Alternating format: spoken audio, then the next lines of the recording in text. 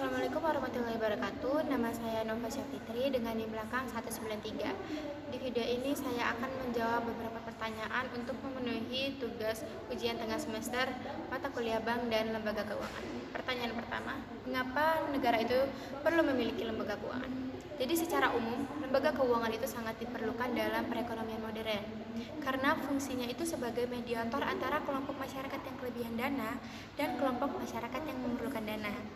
Nah, lembaga keuangan sendiri itu melayani banyak orang dalam berbagai hal. Karena operasi keuangan adalah bagian penting dari perekonomian manapun. Individu dan perusahaan itu mengandalkan lembaga keuangan untuk transaksi dan investasi. Pertanyaan kedua, apakah bank sentral itu harus berdiri sebagai lembaga yang independen? Nah, bank sentral ini umumnya terkenal sebagai lembaga yang independen. Tujuan dari independen adalah supaya bank sentral bisa bebas dari tekanan politik dan tidak membuat keputusan berdasarkan pengaruh dari dunia politik pemerintahan dan hanya fokus menjalankan tugasnya untuk menjaga stabilitas ekonomi. Misalnya, jika bank sentral ini benar-benar independen, maka bank sentral bisa fokus menjaga inflasi tetap rendah dengan stabil tanpa mengkhawatirkan konsekuensi politik dari keputusan tersebut. Lalu pertanyaan ketiga, mengapa lembaga keuangan ini perlu diatur dan diawasi dan siapa yang mengawasi dan mengatur? Tentunya demi menciptakan perbankan yang sehat dan memenuhi tiga aspek, yaitu kesanggupan memelihara kepentingan masyarakat, mendorong pertumbuhan ekonomi dan pengendalian moneter, serta agar mampu mengembangkan usahanya secara wajar. Sistem perbankan yang tidak sehat itu akan mengganggu fungsi intermediasi, membatasi alokasi dana untuk investasi, menyebabkan gangguan dalam lalu lintas pembayaran, dan menghambat efektivitas kebijakan moneter.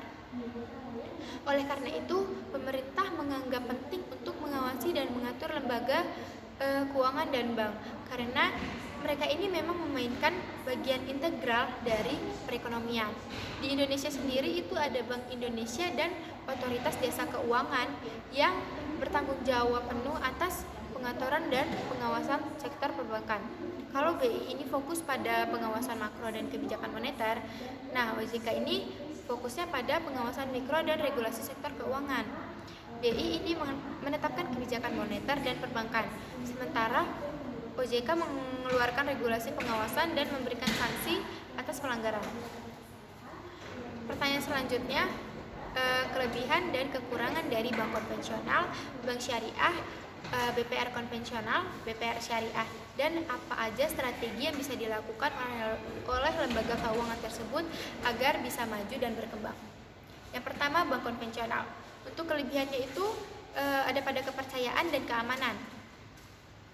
Kepercayaan dan keamanan yang diberikan oleh lembaga konvensional ini kepada nasabah itu diatur oleh otoritas keuangan dan tunduk pada peraturan yang ketat.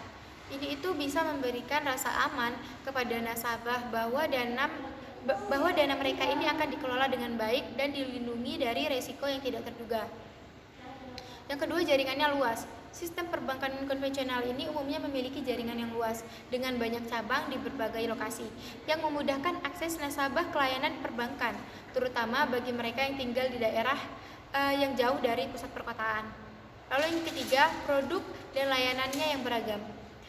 Mereka ini menawarkan berbagai produk dan layanan keuangan seperti tabungan, pinjaman, kartu kredit, investasi, dan lainnya. Keberagaman ini memungkinkan nasabah untuk memilih produk dan layanan yang sesuai dengan kebutuhan mereka.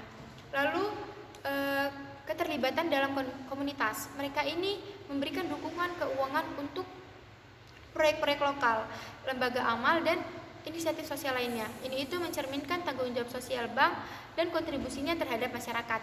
Untuk kelemahannya sendiri itu ada biayanya yang tinggi. Ini itu bisa menjadi kelemahan utama. Nah, bank konvensional ini sering mengenakan biaya administrasi bulanan, biaya transfer, biaya penalti, dan sebagainya yang bisa membuat nasabah merasa terbebani dengan biaya-biaya tersebut, terutama jika nasabah hanya memiliki jumlah dana yang terbatas. Lalu, prosesnya yang lambat. Misalnya saat melakukan transfer internasional, diperlukan waktu yang lebih lama untuk menyelesaikannya dibandingkan dengan penggunaan solusi pembayaran digital. Lalu, kurang fleksibel. Sistem perbankan konvensional ini cenderung memiliki aturan dan kebijakan yang kaku.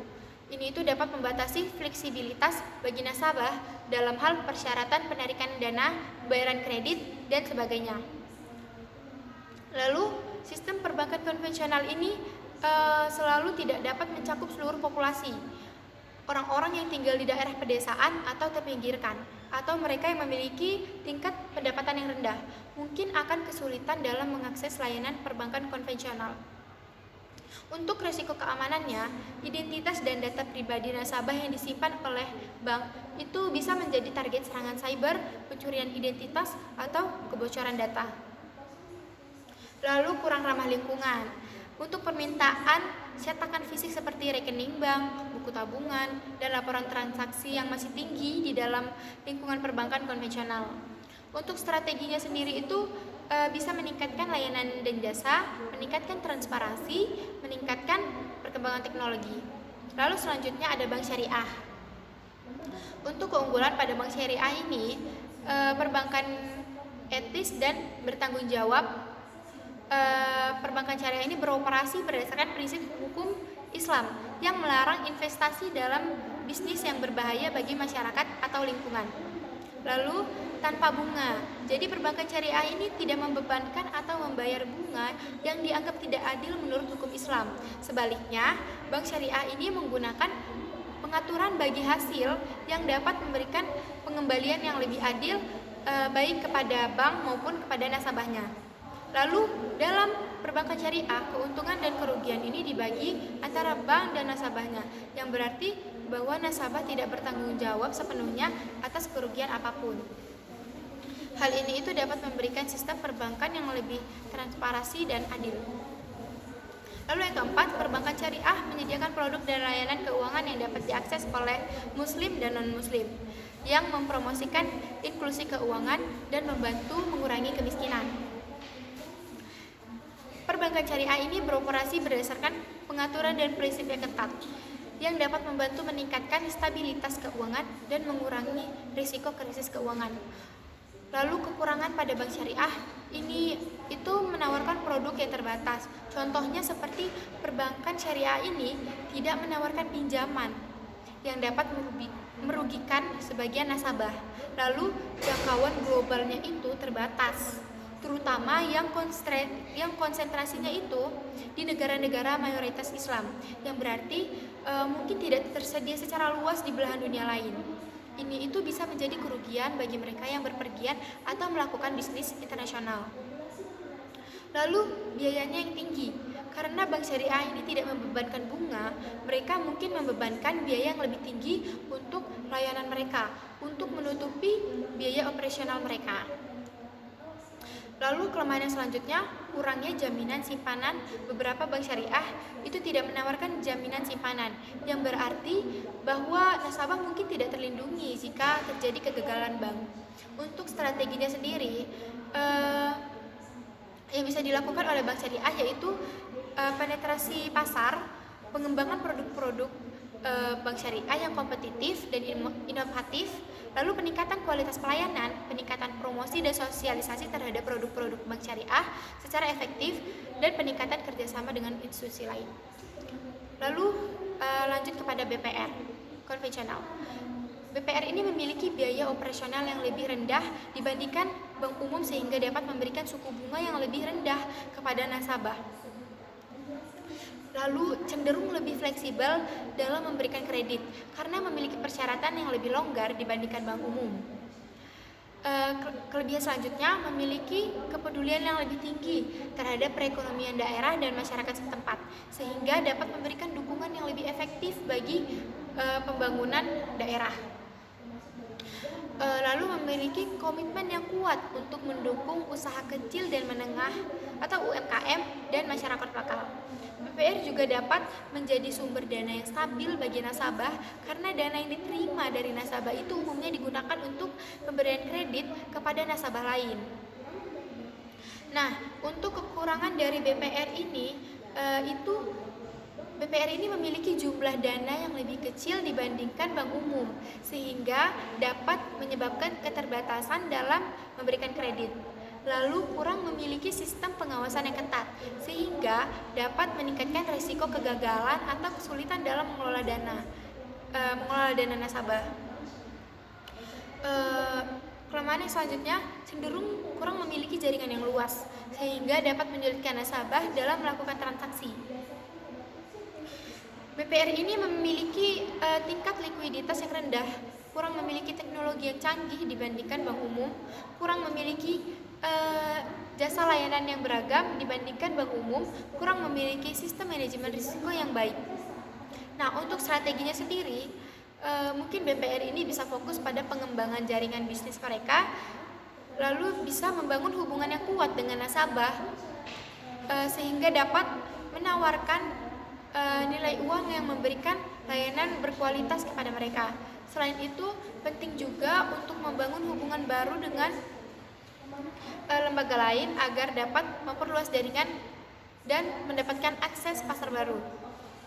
Untuk fokus pada fasilitas transaksi keuangan yang diinginkan nasabah di era ini, dan fokus pada pengembangan produk dan layanan. Untuk sekarang untuk bank syariah, keunggulannya ini dibandingkan dengan bank umum, BPRS ini dapat memberikan layanan perbankan dengan proses yang mudah, pencairan pembiayaan dengan cepat, sederhana, dan tidak memerlukan persyaratan yang rumit seperti dalam bank umum kepada masyarakat. Untuk kelemahannya yang dimiliki oleh BPRS ini adalah kurang memadainya fasilitas atau infrastruktur teknologi IT, kurang mempunyai divisi khusus untuk SDM yang memiliki kemampuan di bidang IT, sehingga menyebabkan pemanfaatan teknologi informasi ini masih kurang. Untuk strateginya sendiri, bisa meningkatkan pemahaman masyarakat tentang prinsip syariah dan manfaat keuangan Islam, mengembangkan produk-produk yang sesuai dengan prinsip syariah dan relevan dengan kebutuhan nasabah, bisa mengadopsi teknologi terbaru untuk meningkatkan efisiensi operasional, dan bisa meningkatkan pengembangan teknologi informasi. Baik, sekian yang bisa saya sampaikan. Kurang lebihnya mohon maaf. Wassalamualaikum warahmatullahi wabarakatuh.